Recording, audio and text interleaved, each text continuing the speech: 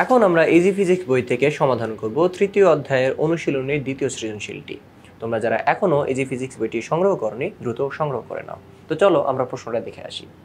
তো এখানে হচ্ছে গিয়ে উদ্দীপকে কি বলা আছে যে সরলরৈখিক পথে গতিশীল 5 কেজি ভরের একটি বস্তু 5 মিটার পার সেকেন্ড বেগে অপর আরেকটি বস্তুকে আঘাত করে এতে দ্বিতীয় বস্তুটির ভরবেগ 4 kg metre per second 4 kg metre per second পরিবর্তন করে।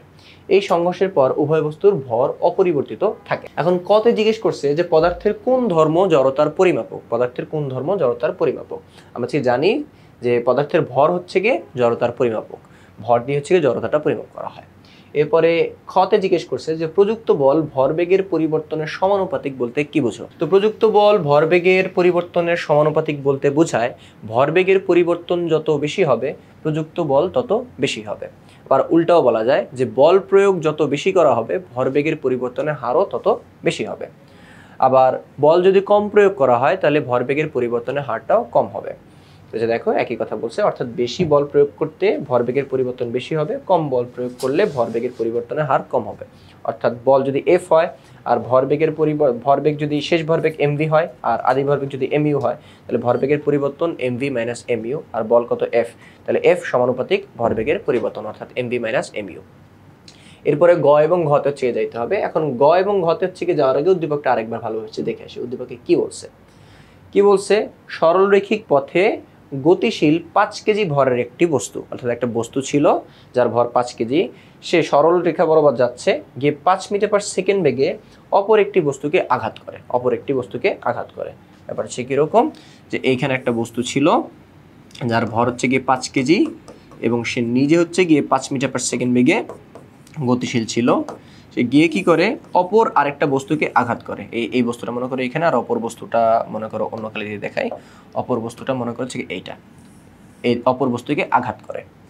তো আঘাত করলে দ্বিতীয় বস্তুটির ভরবেগ 4 কেজি মিটার পার সেকেন্ড পরিবর্তন হয়। দ্বিতীয় বস্তুটির ভরবেগ 4 কেজি মিটার পার সেকেন্ড পরিবর্তন হয়। অর্থাৎ দ্বিতীয় বস্তুটা এইখান থেকে মনে করো এখানে চলে আসে ধাক্কা লাগার পরে। তো ওর শুরুতে মনে করছে ভরবেগ বেগ ছিল হচ্ছে কি ইউ, এবং শেষে ধাক্কা লাগার আগে বেগ ছিল মনে করো ইউ, এবং ধাক্কা লাগার পরে বেগ হচ্ছে কত ভি, এবং ওর হচ্ছে একটা ভর থাকবে এম। তো এখন হচ্ছে গিয়ে ওরও একটা হচ্ছে ভর আছে হচ্ছে কি এম। দেখো ওর একটা ভর আছে এম, এটা হচ্ছে কি ভর, আর ওর একটা বেগ ছিল হচ্ছে কত ইউ। তো দেখো তাহলে যেহেতু এটা প্রথম বস্তু তাহলে এটাকে M1 U1 ধরলাম, আর এটা যেহেতু দ্বিতীয় বস্তু তাহলে ওর ভরটাকে ধরবো হচ্ছে কত M2, এবং ওর আদি বেগটাকে ধরবো U2, আর শেষ বেগটাকে ধরবো V2।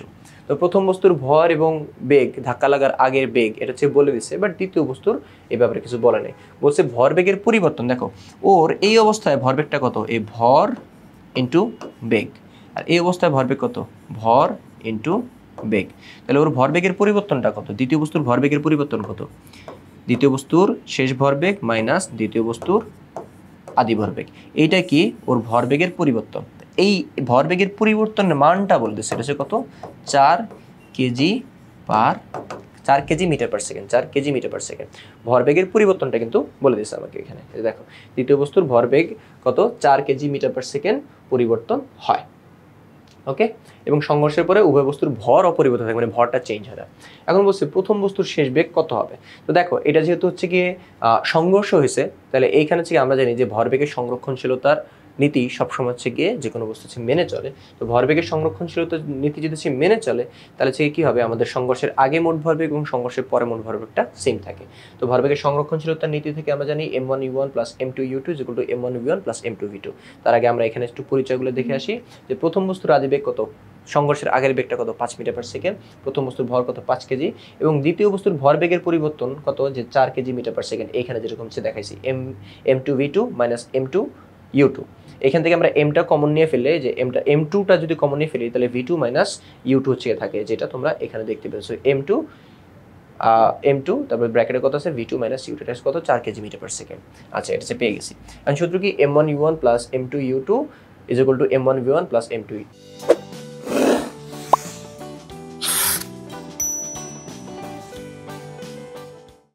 U2। এখন এখানে হচ্ছে কি করব যে M1 U1 এবং M1 V1 এটাকে পাশাপাশি রাখবো। হ্যাঁ, মানে UV প্রথম বস্তুর ইউভিগুলোকে একসাথে রাখবো এবং দ্বিতীয় বস্তুর ইউভিগুলোকে একসাথে রাখবো। কেন রাখবো একটু পরে বলতেছি। তো এখানে M1V1 থেকে আছে, এটাকে যদি আমি এই পাশে নিয়ে আসি, এটা প্লাস আছে, এখানে কি হয়ে যাবে মাইনাস হয়ে যাবে। আর এই প্লাস M2U2 এটাকে যদি ওই পাশে নিয়ে যাই তাহলে কি হয়ে যাবে মাইনাস হয়ে যাবে, মাইনাস M2U2। এখন এখান থেকে M1 কমন নিলাম, থাকে হচ্ছে কত U1 মাইনাস V1। আর এইখানে হচ্ছে কত, এই যে M2V2 মাইনাস M2U2, এই যে এখানে যেটা আছে আমরা আগে থেকে বের করেছি M2V2 মাইনাস M2U2, এইটার হচ্ছে কি মান হচ্ছে কত, প্রশ্ন বলে দিয়েছিল হচ্ছে কত 4 কেজি মিটার পার সেকেন্ড। তো এইটার মান যেন 4 বসাইতে পারি, এই জন্য হচ্ছে কত আমরা এই U2 V2 এবং M1 V1 এগুলোকে একসাথে হচ্ছে রাখছিলাম, এই যে এখানে একসাথে রাখছি, এর ভ্যালু হচ্ছে কত 4 বসাই দিতে পারছি। মানে M1 এর ভ্যালু কত 5, এই যে M1 এর ভ্যালু কত 5, এই 5 গুণ অবস্থায় আছে, ওই পাশে পাঠালে কত ভাগ হয়ে যাবে, তাহলে এখানে থাকবে U1 minus V1 equal to কত 4/5। আর আমাদেরকে বলছে সংঘর্ষের পরে কি জিজ্ঞেস করছিল, আমাদের বলছে প্রথম বস্তুর শেষ বেগ মানে সংঘর্ষের পরে বেগটা কত হবে, অর্থাৎ V1 বের করতে হবে। কারণ V1 বের করতে হচ্ছে কত, এই U1 কে ওই পাশে পাঠিয়ে দিতে হবে। তো এখন U1 কে যদি ওই পাশে পাঠাই তাহলে কি আসবে, যে U1 যদি ওই পাশে চলে আসে তাহলে 4 মাইনাস 5, এই যে আমি বাকি হিসাবটা তোমাদের এখানে দেখাচ্ছি, হিসাবটা হচ্ছে আসবে হচ্ছে এরকম, যে এখান থেকে যে U1 কে যদি ওই পাশে পাঠাই তাহলে এই পাশে থাকতেছে মাইনাস V1, এই পাশে থাকবে হচ্ছে কত 4/5 মাইনাস U1, এটা চেয়ে থাকে। তো এখন হচ্ছে গিয়ে আমাদের V1 লাগবে, তো মাইনাস দ্বারা গুণ করে দিলাম, মাইনাস দ্বারা হচ্ছে গুণ করে দিলে মাইনাস U1টা প্লাস U1 হয়ে যাবে, আর প্লাস 4/5টা হচ্ছে কত মাইনাস 4/5 হয়ে যাবে। তো এই হচ্ছে গিয়ে হিসাব। এখন হচ্ছে কত U1 এর মান হচ্ছে কত, U1 এর মান হচ্ছে কি 5, এই যে এখানে।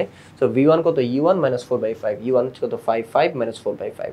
তো এখানে তারপরে বাকিটা হিসাব করব, কত আসে V1 কত 4.2 মিটার পার সেকেন্ড, অর্থাৎ সংঘর্ষের পরে প্রথম বস্তুর শেষ বেগটা হবে 4.2 মিটার পার সেকেন্ড। এরপর হচ্ছে গিয়ে আমাদের দ্বিতীয় প্রশ্নটা ঘতে কি জিজ্ঞেস করছে, ঘতে জিজ্ঞেস করছে যে যখন ভরবেগের কোনো পরিবর্তন হয় না তখন গাণিতিক বিশ্লেষণের মাধ্যমে দ্বিতীয় বস্তুটি সম্পর্কে মতামত দাও। তো যদি ভরবেগের কোনো পরিবর্তন না হয়ে থাকতো, দ্বিতীয় বস্তুর ভরবেগের কোনো যদি পরিবর্তন না হয়ে থাকতো, তাহলে দ্বিতীয় বস্তুর ভরবেগের পরিবর্তনটা হচ্ছে কত ছিল, M2V2 মাইনাস M2U2। তাহলে এর কোনো পরিবর্তন হয় নাই, তার মানে কি এর ভ্যালু হচ্ছে কত 0। তো যদি ভ্যালু যদি 0 হয়ে থাকে তাহলে M2V2 এই মাইনাস M2U2কে কত আমি প্লাস এভাবে লিখতে পারি M2U2। তো 0 প্লাস M2U2 হচ্ছে মানে হচ্ছে কত M2U2, এটাই থাকে। এখন দেখো M2 কাটাকাটি যায়, তাহলে থেকে ফাইনালি থেকে আমি এখানে লিখতে পারি যে V2 is equal to U2। ওকে, তো এইটা দ্বারা কি বোঝায় যে ভরবেগের পরিবর্তন যদি না হয়, অর্থাৎ ভরবেগের পরিবর্তন যদি শূন্য হয়ে থাকে তাহলে হচ্ছে কি আদিবেগ এবং শেষ বেগ কি সমান। তো ভরবেগের পরিবর্তন যদি না হয় তাহলে আদিবেগ এবং শেষ বেগ সমান। আদিবেগ বস্তুটা যদি স্থির থাকে, মানে ইউ যদি 0 হয় তাহলে হচ্ছে কি ভিও 0, অর্থাৎ বস্তুটা স্থিরই আছে। আর যদি হচ্ছে কি বস্তুটা যদি মনে করো একটা বেগে চলতেছে, let's say 15 metre per second বেগে চলতেছিল, আদিবেগ 15 মিটার পার সেকেন্ড, শেষ বেগে কত 15 মিটার পার সেকেন্ডেই থাকবে, অর্থাৎ তার বেগের কোনো পরিবর্তন হবে না, অর্থাৎ বস্তুটা সমবেগে চলতেছে।